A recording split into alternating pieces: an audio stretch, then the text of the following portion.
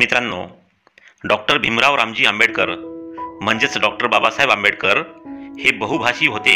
त्यांना मराठी, हिंदी, इंग्रजी, गुजराती, बंगाली, कन्नड, पाली, संस्कृत, फारसी, German, French अशा 11 पेक्षा जास्त भाषा अवगत होत्या। 25 फेब्रुवारी 1921 रोजी डॉक्टर बाबासाहेब आंबेडकरांनी जर्मनीमधील बॉन विद्यापीठात शिक्षण घेण्यासाठी विद्यापीठाच्या प्रशासनाला जर्मन भाषेत पत्र लिहिले।